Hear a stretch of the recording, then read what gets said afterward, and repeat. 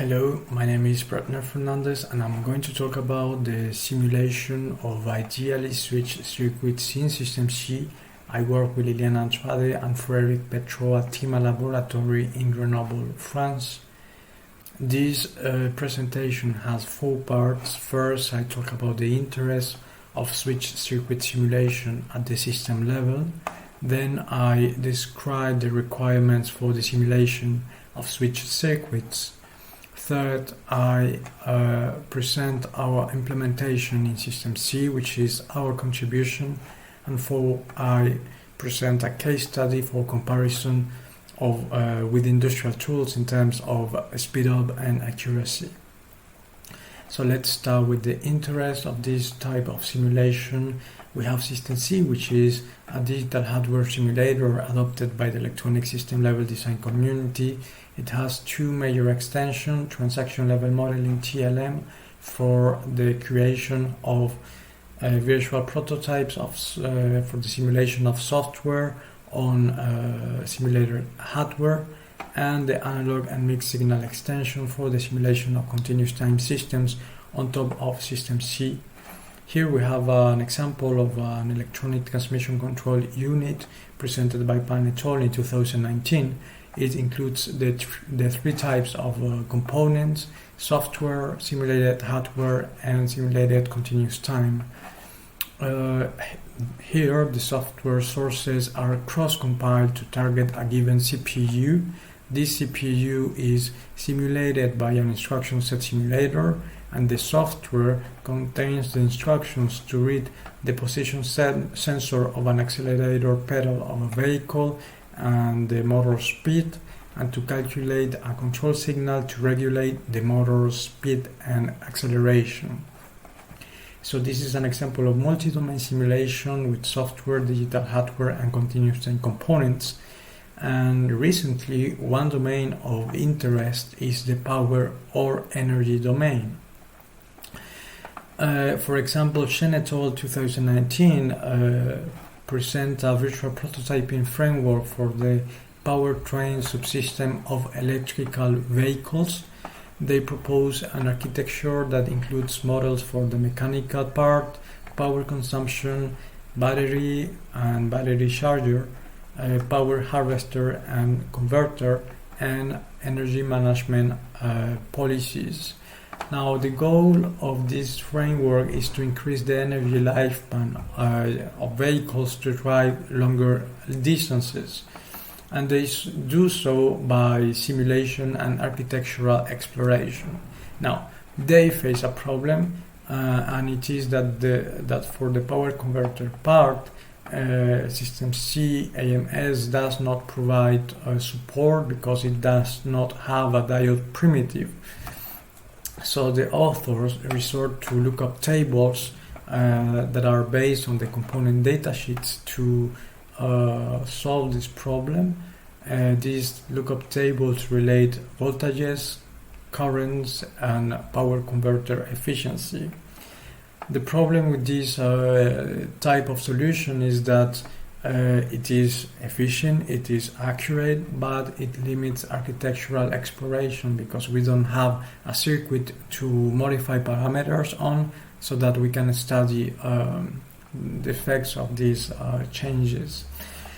We have Heller et al. In 2020 that proposed a brain implant prototype also simulated in SystemC. They face the same problem, they resort to the same kind of solution, and they get the same limits in architectural exploration. So SystemC supports virtual prototyping but not power systems. So our goal is to provide a simulator for the accurate and efficient simulation of power systems. Now, what are the requirements for this kind of simulation? Here we have four examples of converter circuits: buck boost, and shook.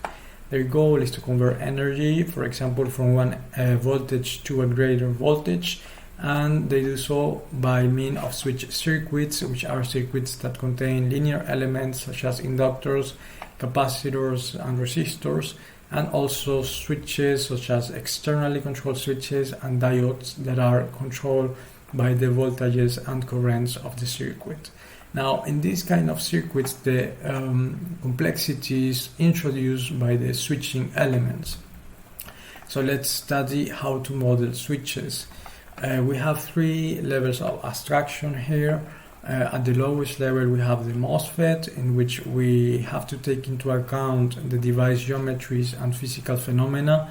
This results in very complex models. For example, in SPICE, we have that MOSFETs have 43 parameters, so this is of no use for system-level simulation. And these systems, these models, are solved in continuous time. Then we have variable resistances, in which the on state is modeled by a very low resistance so that current can flow through the switch, and the off state is modeled by a very high resistance that impedes current flow. These models are simpler than MOSFETs, but they result in ill-conditioned equations because of the very low and very high resistance values. These models are also solved in continuous time. Then we have the ideal switches, in which they have two discrete states on and off. So we abstract away the switching phenomena to two discrete states. They result in piecewise linear equations, one set of equations for each switch state, and they do not only require continuous time solvers, but also continuous time and discrete event synchronization.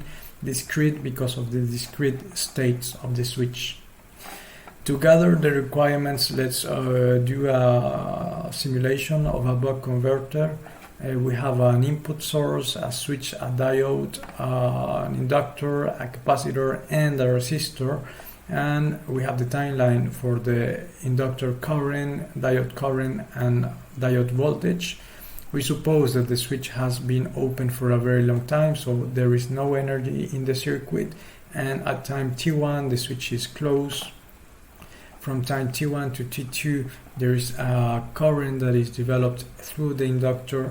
The diode remains off because it is negatively polarized by the input voltage. At time t2 the switch, an external event, opens the switch, so the switch is open, the diode is open, the inductor current should be zero, but as inductors naturally tend to preserve their current, it develops an impulsive voltage that is reflected on the voltage of the diode, and this impulse activates the diode so current can flow through it and the inductor can preserve its current. Simulation continues, energy is dissipated through the resistance, and at a moment, because of the time step of the simulator, it calculates a negative resistance, but by definition the resistance of the current of the diode should be positive, and when it touches zero, when it crosses zero, the diode should turn off. So the simulator has to detect this event and simulate the circuit with the diode off from this time on. So let's really focus on the requirements. First, we have that the continuous time modules, the circuit have to be able to react to external events such as opening the switch. Second, the simulator must be able to advance time by 0 steps, such as when the diode currents go from 0 to a positive value instantly. And the simulator must monitor the circuit variable for internal events and locate the time of these events. Now, there are some simulators for power systems, but they either use a complex switch model or do not include event detection procedures or do not enable visual prototyping, such as in SPICE, VHDL, AMS, and Verilog AMS. Or they modify the standard SystemC kernel, or they do not provide the code. Our solution uses an ideal switch, includes event detection, enables visual prototyping because it is based on SystemC. It does not modify the standard SystemC kernel, and the code is available.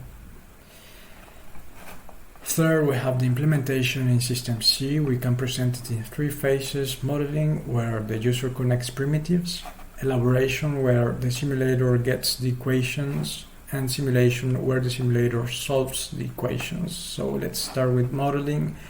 We provide a basic set of modeling elements of two types: computation in blue and communication in orange. The computation elements include voltage and current sources, independent and dependent, switches and diodes, voltmeters, ammeters, capacitors, inductors, resistances, threshold detectors and tracers, and interconnection primitives, the node. So the user, the designer, interconnects these primitives to create models. For example, here we have a class of a buck converter in which the private attributes are these primitives, and in which the constructor initializes these primitives by giving them names and values. These primitives are connected by using nodes. Then we have elaboration. The goal is to obtain a state space representation. We have a set of state variables, in this case the inductor's current and the capacitor's voltage, and some output variables, in this case the diode's voltage and current. This is a linear system in which the derivatives of the state and the outputs are linear combinations of the state and input voltages and currents. Each topology has a state space representation. So here are the matrices for when the switch is on and the diode is off, and here are the matrices for when the switch is off and the diode is on. Now the question is how to obtain these matrices. We can use SystemC's hierarchy traversal functions to get the list of nodes and elements, and we use the algorithm presented by Masserini and Reggiani to get a reduced Tableau representation. I will not discuss the details of this algorithm because we don't have the time, but you can find them in the original article. I will only say that the algorithm is based on a sequence of matrix operations, and that it presents this Tableau representation presents some advantages, such as relating the currents and voltages of the on state and off state switches with some output variables and with the derivatives of the state. Now, another advantage of this Tableau is that we can obtain almost directly by inspection the matrices of the state space, and that we have to calculate this Tableau only once for one topology, and we can derive the tableaus for the rest of topologies by simply swapping the columns that correspond to the switches that are being toggled. So this is how we get the equations. Now, how to solve them? For that, we use direct continuous time and discrete event synchronization algorithm that we have presented at the Design, Automation and Test in Europe Conference 2020. We don't have the time to describe this algorithm here, but we can discuss it during the session. I will only say that it has it represents this state machine represents the execution of the continuous time model on top of the discrete event simulator, and it has some interesting properties or characteristics. For example, the reaction to events, the time advanced by 0 steps, and the event detection and location procedures that we need for the simulation of power systems. So we use this algorithm. It exposes an interface for the integration of the continuous time modules. So we just have to define these 4 functions so that we can integrate our models. Let's describe how we do it. First, the first function is get derivatives, in which we have to return the derivative values. In our case, we use the equations from the state space representation. Then we have isEvent, in which we should return true if there is an internal event and false otherwise. In our case, we use the diode currents and voltages as outputs. We calculate these outputs by using the state representation, and we return a boolean indicating when these variables cross 0. Third, we have generate outputs, in which we should write the output ports of the continuous time module. In our case, we calculate the outputs and write the ports. And fourth and last, execute updates should update the continuous time model based on the external events. In our case, is when the topology of the circuit changes because of a switch being toggled, and we implement that by swapping the columns in the reduced tableau representation. These are the three phases of our simulator, so let's compare with a case study. We propose a single-ended primary inductor converter that includes a voltage source, an inductor, a resistance, a externally controlled switch, a capacitor, another inductor, another capacitor, and another resistance, a diode, a load resistance, a voltmeter, and a tracer. And the switch is controlled by a discrete event module that models a pulse generator that works at 100 kHz with 50% duty cycle, which means that it closes the switch 50% of the time and the rest of the time it remains open. Here are the simulation results for the voltage on the load resistance and the inductors L1, the first inductor current. We have modeled and simulated these systems in some simulators such as SPICE, MATLAB, and Plex. Plex is the industry reference simulator for ideally switched circuits, and we have also modeled and simulated it in our simulator ISC for ideally switched circuits in SystemC. We get similar accuracy as these industry tools when studying system behavior. We omit the short-term switching phenomena because we abstract away the switching phenomena by ideal switches. Now let's talk about the speed up. We have the slowest simulator is SPICE because of the complexity of their models. Then comes MATLAB. The models are not as complex as SPICE, but they include snubber circuits that may make simulation slow. Then we have Plex that improves almost 10 times the speed of MATLAB. They include ideal switches. And then we have ISC, our solution, which is almost two times as fast as Plex. And this speed up gain comes from ideal switches, the reduced tableau representation, in which we can use swapping operations that simplify, that economize computation, and an appropriate continuous time and discrete event synchronization algorithm. And this speed and accuracy are appropriate for system level simulation. So as conclusion, we see that power system simulation is implementable in SystemC, that it provides sufficient accuracy and speed for system level simulation, which can enable architectural exploration in this kind of systems, and that this enriches SystemC as a multi-domain simulation framework for software, digital hardware, and continuous time models. The source code is available in this link. Thank you.